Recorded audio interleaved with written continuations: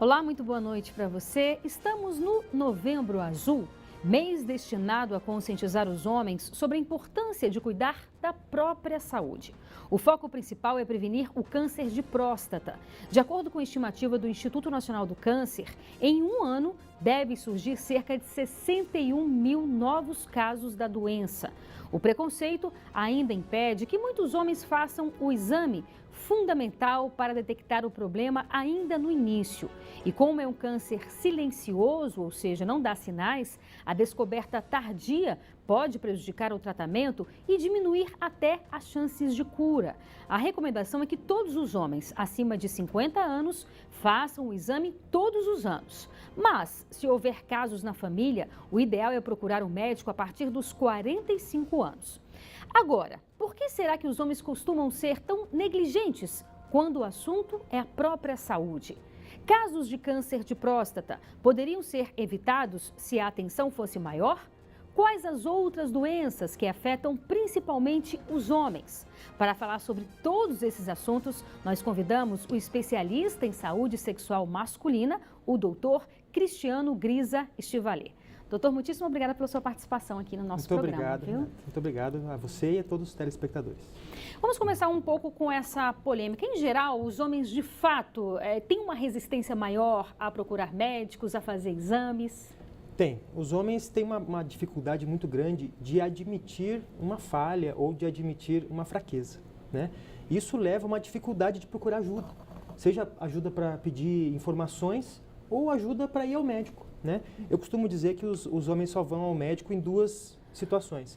Ou quando a mulher leva, ou quando o SAMU leva. Nossa, certo? Um extremo, né? Exatamente, o extremo. Então, os homens não têm esse costume de prevenir, não têm o costume de fazer prevenção. As mulheres, desde muito cedo, são instruídas. Tem uma cultura, né? Cultural, e são levadas a fazer exames preventivos de câncer de colo do útero, pré-natal, a vida inteira, né? Os homens não. Os homens, quando vão ao médico, é porque o negócio está muito feio. A situação está insuportável, né? Para ele admitir que precisa de ajuda de alguém, de um outro homem, às vezes, é muito difícil. Uma mistura de orgulho com machismo, talvez? É, o orgulho e o modo como fomos criados, né? Os homens foram criados nessa cultura, nesse caldo aí cultural que nos impede de pedir ajuda, nos impede de admitirmos que não somos os onipotentes, digamos assim.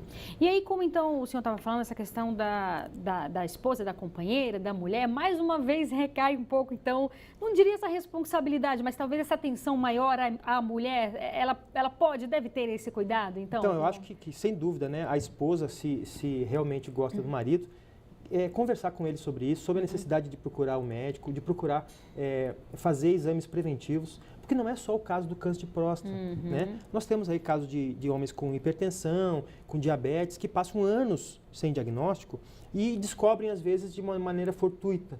Vão no médico por causa de uma dor de cabeça e aí acaba descobrindo que tem pressão alta, né? Então, toda essa prevenção, eu acho que o Novembro Azul é importante em relação ao câncer de próstata, mas deveria ser mais ampliado, certo? Nós deveríamos falar mais, como é que está seu coração? Você é sedentário? Como está a sua alimentação? Seu peso está acima do normal? Vamos fazer uma abertura maior para diminuir também o mito de que o Novembro Azul é só em relação à próstata, é em relação à saúde do homem como um todo. Com certeza. E o senhor falou uma coisa que é muito interessante, porque tem muitas doenças que são silenciosas, que não dão sinais, ou quando vão dar o sinal é porque a situação já está bastante complicada, né? Exatamente. Então, hipertensão não tem sintoma, né? Diabetes, os sintomas são muito sutis no começo, né? E o câncer de próstata é um dos maiores exemplos de doença assintomática, né? Entre o aparecimento das primeiras células cancerosas e o tamanho do câncer seja detectável por um método de diagnóstico, até começar a dar sintomas, pode se passar de 7 a 10 anos, né? Então, é muito tempo deixando um câncer crescer dentro de você, sem você tomar nenhuma atitude. E lá, quando começa a ser detectável, geralmente as pessoas estão muito acostumadas ou têm muito medo de falar sobre o câncer de próstata em relação ao exame do toque retal, né? Isso já está caindo muito hoje em dia, está virando mais um exame quase folclórico, né? Porque nós temos outros métodos diagnósticos de imagem, de ultrassom, de ressonância magnética.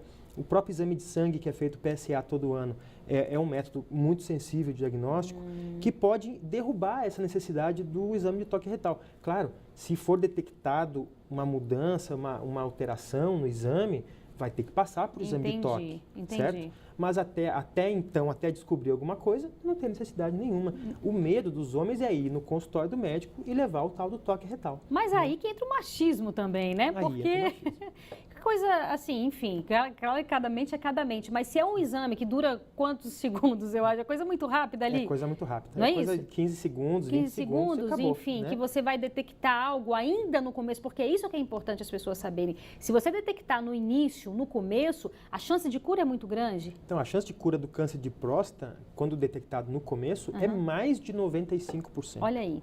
Né? E outra, quando detectado no começo, a chance do tratamento não causar impotência definitiva é muito maior. É mais de 80% dos casos iniciais que conseguem se curar sem ficar impotentes. Nos casos mais avançados, é quase 100% da chance de ficar impotente. Então é isso que os homens precisam, de fato, se conscientizarem. Quer dizer, é um exame que vai durar alguns segundos e que ele pode ter ali, a partir de se detectar alguma coisa, uma qualidade de vida muito boa, né? A partir do momento que inicia, portanto, os tratamentos. Digamos que tem muito da parte cultural brasileira, né? Sim.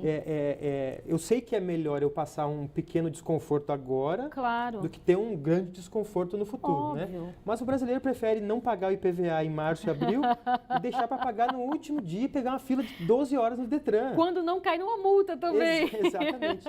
Então, é o mesmo raciocínio. É uma cultura que a gente precisa mudar, né?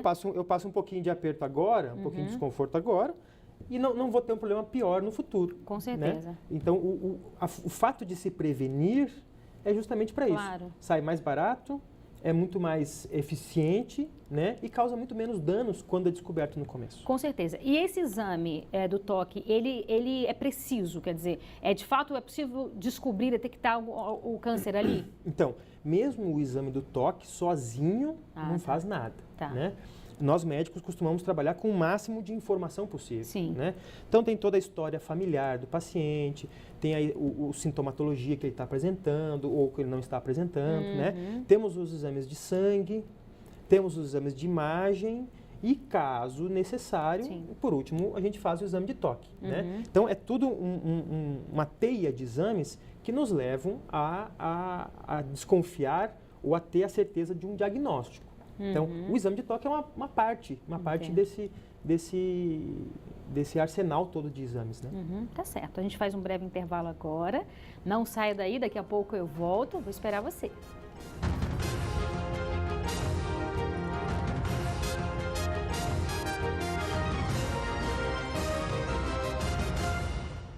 Estamos de volta com o Band Entrevista, hoje falando sobre as doenças que atingem principalmente os homens. O nosso convidado é o especialista em saúde sexual masculina, doutor Cristiano Grisa Estivalé.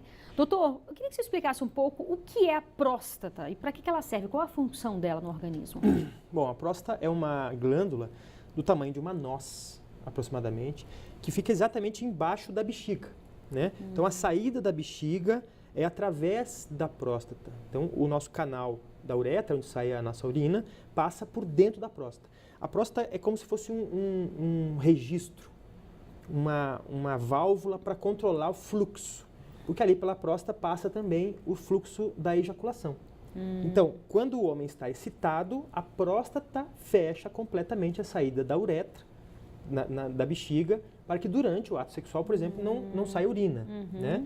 E permita a saída do sêmen, né? E no caso contrário, quando sai a urina, fecha a parte do sêmen para que não volte urina por um caminho que não deveria passar, né? Então a próstata é uma glândula, ela produz secreções e também é um controlador desse fluxo.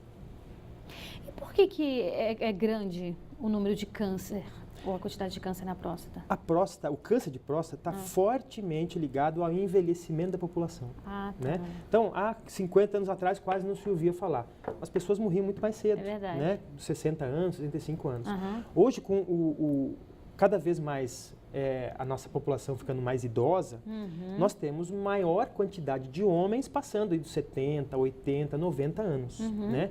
E todo câncer é um resultado de um estímulo continuado por alguma coisa, né? Então, seja o estímulo do sol na pele, seja o estímulo da fumaça do cigarro no pulmão, né? No caso da próstata, o estímulo durante muitos e muitos e muitos anos de hormônio, né? Hormônio masculino. E isso acaba se acumulando, né? E se a pessoa tem uma genética propensa a ter câncer de próstata, quanto mais idoso ele for, maior a chance dele ter. Então, é muito difícil, acontece, mas é muito difícil termos casos de câncer de próstata abaixo dos 65 anos, né? Depois dos 70 anos, começa a ficar cada vez mais frequente.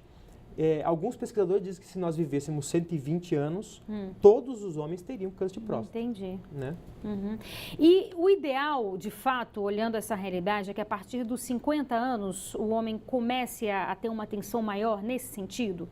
Então, a recomendação, isso são estudos gigantescos que mostram uma vantagem, né?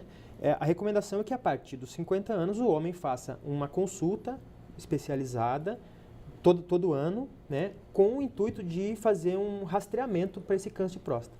Então, seja através de exame de sangue ou exame de imagem. Como a gente já falou no outro bloco, né, pode ser que tenha o toque retal ou não. Né?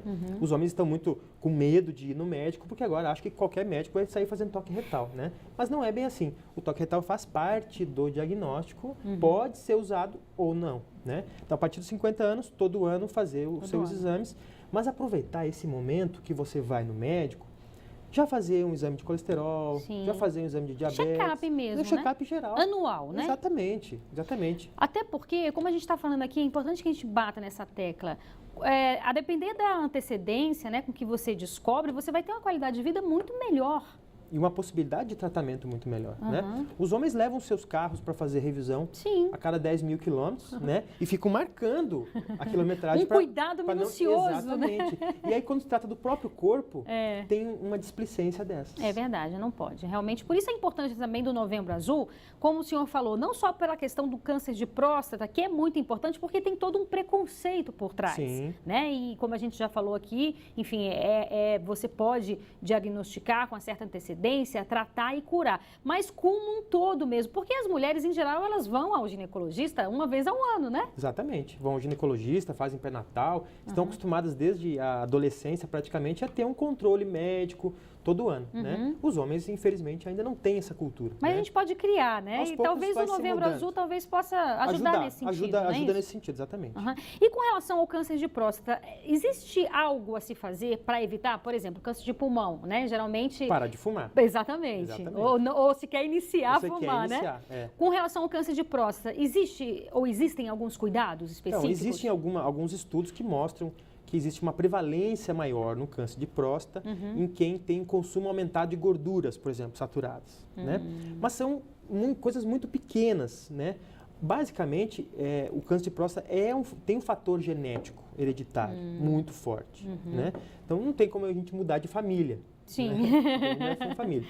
Então, a prevenção ainda é o único remédio que existe. Aí, nesse caso, se tiver casos na família, aí vai com uma certa antecedência maior, né? Os 45 anos. A partir dos 45 anos, e em casos, tem famílias que têm muitos casos de câncer de próstata, a gente recomenda para esses familiares dessa família irem até antes, até a partir dos 40 anos de idade. Verdade, não custa nada, né? Exatamente. Fazer essa prevenção. Outra coisa, como é que, uma vez detectado esse câncer, a gente sabe que, é claro que a medicina avançou e muito, os tratamentos avançaram e muito, então hoje em dia você receber um diagnóstico de câncer está muito longe de você receber uma sentença de morte, exatamente por conta desse avanço.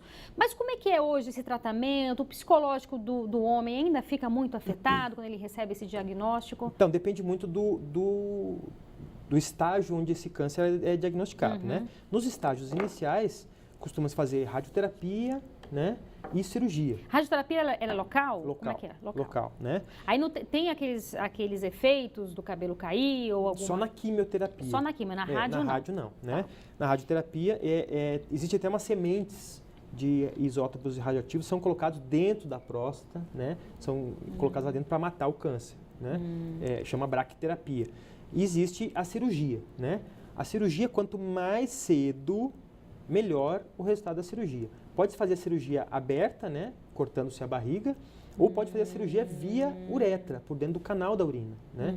Chama ressecção transuretral. Então a gente vai lá e tira a próstata desse cidadão por dentro da uretra. Tira toda a próstata? Geralmente tira o que consegue tirar, né? No caso de câncer muito iniciais, já sabe mais ou menos qual é a localização, já vai mais naquele lado onde está a localização do câncer. Mas isso tem sequelas, consequências? Então, no caso de uma cirurgia de próstata, a maior sequela ou a mais comum das sequelas é a impotência sexual, né? Depois do ato cirúrgico, o paciente não consegue mais ter ereções, certo? Mas também temos um outro efeito que, digamos, é muito mais devastador psicologicamente, que é a incontinência urinária, né? Então ele fica dependente de fraldas ou coisa assim o resto da vida. Imagina um senhor, até um tempo atrás, um senhor de 80 anos, não era muito ativo. Hoje em dia temos senhores de 80 anos muito ativos, né? Verdade. E usando fralda. Isso psicologicamente dá uma baqueada muito grande nesse homem. Então, homens, pelo amor de Deus, procurem um médico, né? É muito importante isso que a gente está falando aqui. Exatamente. Realmente as pessoas deixarem de lado essa cultura machista e irem o quanto antes fazer esse exame, né, doutor? É importante a gente bater nessa tecla, porque, mais uma vez, eu repito, se detectar logo no início, ele não vai passar por nada disso, de uma forma geral. Não vai precisar passar por nada disso. Exatamente. Não é isso? Não vai precisar passar por nada disso. Como é que, assim, detectado ali no começo, como é que é esse tratamento? Aí a própria rádio? Rádio ou, às vezes, só uma cirurgia muito menos invasiva, muito mais localizada e focalizada. Tá certo. A gente vai fazer mais um intervalo. A gente volta daqui a pouco. É bem rápido, não sai daí. Eu vou esperar você.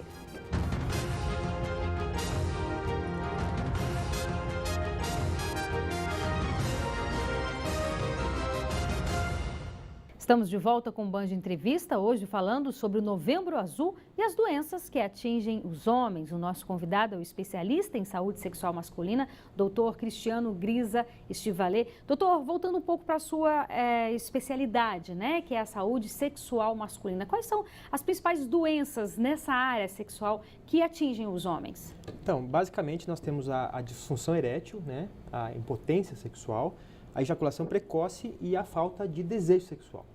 Isso está muito ligado, uma coisa está muito ligada com a outra. Não dá para dizer numa doença isoladamente isolada das outras. Sim. Né?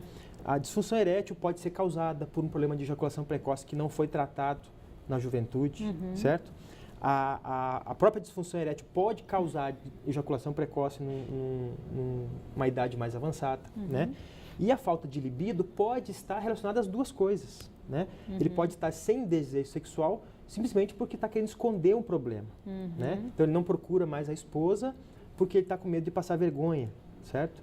Ou o problema de ejaculação precoce deixou ele tão frustrado, o casal tão frustrado, que simplesmente eles não querem mais ter relação porque é frustrante todas as vezes, Entendo. certo? Além disso, nós temos também a chamada andropausa. Muito pouco se fala, mesmo no Novembro Azul, sobre andropausa. É uma coisa quase como se estivesse clandestina, né? Nós sabemos que as mulheres, lá por volta dos 45, 50 anos, entram num processo chamado menopausa, né? Que é quando os hormônios sexuais femininos caem, né? E ela para de menstruar. Mas a andropausa, que é a queda dos hormônios masculinos, pode começar, inclusive, muito antes dos 45, 50 anos. Eu tenho pacientes no consultório a partir de 30 anos de idade, 35, com hormônio sexual muito baixo, muito abaixo do normal. E isso reflete numa piora da qualidade de vida desse homem, né? Com ganho de peso, dificuldade de raciocínio, perda de memória e, obviamente, perda do desejo sexual. Né? E nesse caso tem a reposição hormonal também? Nesse caso tem a reposição hormonal, né? Eu costumo dizer que a reposição hormonal masculina ainda é um objeto de muito preconceito, assim como o exame de próstata, por exemplo, né? A reposição de hormônio da tireoide, por exemplo, não tem discussão nenhuma. Não, né? A reposição de hormônio pós-menopausa quase não se discute mais. O ginecologista vai lá e passa. Agora, quando você fala em repor hormônio masculino, os pelos do braço chegam a ficar em pé, né? Muitos e muitos médicos não compreendem ainda o quanto de ganho para o seu paciente pode trazer a reposição de hormônio sexual masculino e quanto de qualidade de vida você pode dar a essa pessoa. Com certeza, né? imagina. Eu mudo vidas. Eu mudo vidas a partir, às vezes, de um simples, uma correção no hormônio. Claro. Eu não vou passar o hormônio para ele ficar gigante, para ele ficar anabolizado, né? Eu vou passar o hormônio para ele ficar no nível que ele deveria estar, né? E nós temos casos de pacientes que estavam há 2 anos ou mais tratando de depressão. Quando a gente corrige o hormônio, melhora. Não precisa mais tomar remédio. Pois é, porque às vezes até a própria depressão ela é tratada também com hormônio, né? Com remédio, né? Para ajustar o que está em desequilíbrio. Pois é, mas muitas vezes o homem chega lá com um hormônio baixo, tomando medicação para depressão há 2 anos, né? E sem desejo sexual nenhum. Aí você não sabe se a falta de desejo sexual é pela falta de hormônio ou se é pelo antidepressivo, que também tira o desejo sexual. É verdade. Né? E aí quando a gente corrige o hormônio, ele para de tomar medicação antidepressiva, volta ao normal, sua vida volta ao normal, inclusive o desejo sexual. Pois é, a medicina está muito avançada hoje, né, doutor? Todo mundo pode ter uma qualidade de vida boa, né? Desde que tem essa preocupação consigo, vai procurar um médico, vai realmente fazer esse check-up, essa análise, o que está faltando no organismo, né? Exatamente. A medicina está muito avançada e o conhecimento e a informação estão muito generalizados, né? Hoje você vai na internet, vai no Google, vai no YouTube, você consegue ver muitas coisas que há 15, 20 anos atrás você tinha que pegar enciclopédias gigantes para tentar procurar alguma coisa, né? Então, a informação, o conhecimento está muito disponível. Basta as pessoas irem atrás, pesquisarem, conversarem de repente com alguém que é especializado, ou mesmo que não seja especializado, mas tem uma visão mais aberta sobre isso, né? Porque tratar a impotência, tratar a ejaculação e tratar a falta de desejo sexual é você manter a sua qualidade e manter o seu relacionamento. Sim, isso que eu queria abordar também, porque reflete em tudo na vida do homem, na verdade, né? Inclusive, principalmente, especialmente na relação afetiva. Então, Renata, pensa bem, um homem que notou que não está mais tão bem assim da sua potência sexual, né? Ele começa aos poucos a evitar o contato íntimo com a esposa. Qual a primeira coisa que a esposa pensa? Está atraindo Tá com outro, né? E às vezes um problema de saúde causa um problema conjugal. Sim, né? e psicológico. Porque ela começa a desconfiar e começa a perseguir ele, e ele se sente injustiçado, não consegue externalizar aquele problema, né? Não consegue dizer, eu tô com um problema. Sim. Né? Não, ele tenta esconder, tenta ir nas conversas dos amigos, compra um remedinho na farmácia, do farmacêutico conhecido. Que é perigoso. Exatamente. E tenta burlar, digamos assim, o sistema para continuar tudo bem. Mas isso causa uma perda muito grande na qualidade de vida desse paciente, que não está feliz, né? E pode acabar resultando num problema conjugal muito sério. Com certeza. Então, quer dizer, além do físico, muitas vezes o psicológico também pode refletir também alguma disfunção. A maior parte dos médicos, e inclusive urologistas que trabalham com essa parte mais urológica do que sexual, eles têm na cabeça que perda de potência sexual é psicológico. Não é psicológico, não é. Até o momento que ele tem a primeira falhada, até ali é puramente arterial, vascular. Ou, no máximo, arterial mais hormonal. Né? A partir daquele momento que ele viu que o negócio não está mais tão bem, o fator psicológico entra. Então, a partir daí, tem fator psicológico junto. Que pode prejudicar ainda mais, mas você tem que tratar... Tem que tratar a parte física primeiro, né? Eu tenho pacientes que após uma melhora da parte física, ainda permanecem por alguns meses com baixa autoconfiança, né? Eles não sabem, não têm certeza se aquilo vai funcionar ou não vai. E meses, não, doutor, está funcionando. Mas por que você não está usando? Não, porque eu tenho medo. Porque se acostumaram com um tempo de medo, depois para passar a ter confiança de novo demora. Ok. Então, o que os homens possam procurar, o especialista, aqueles que passam por alguma dificuldade, algum problema, porque sempre é tempo de recomeçar e ter uma qualidade de vida excelente, não é isso? Exatamente. Então, o primeiro recado é para que os homens procurem os médicos, né? Seja para ver a pressão, pedir um exame de colesterol, fazer um exame de diabetes, talvez fazer, por que não, um teste de esteira. Temos muitas pessoas sedentárias que não se testam. Não se testam, né? Verdade. Infarto não é uma coisa que dá do dia para a noite, ele é construído a partir dos meses e anos, né? Então, uma pessoa que às vezes não sobe nem um lance de escada direito, quando ele vai ter um problema cardíaco, já é tarde demais. Verdade. Então, tem que se testar, certo? Passando por toda essa parte geral, fazer a sua consulta a partir dos 50 anos, 45 para quem tem caso de câncer de próstata na família. A partir dos 50 anos, ir ao médico, fazer um screening, né, um rastreamento do câncer de próstata.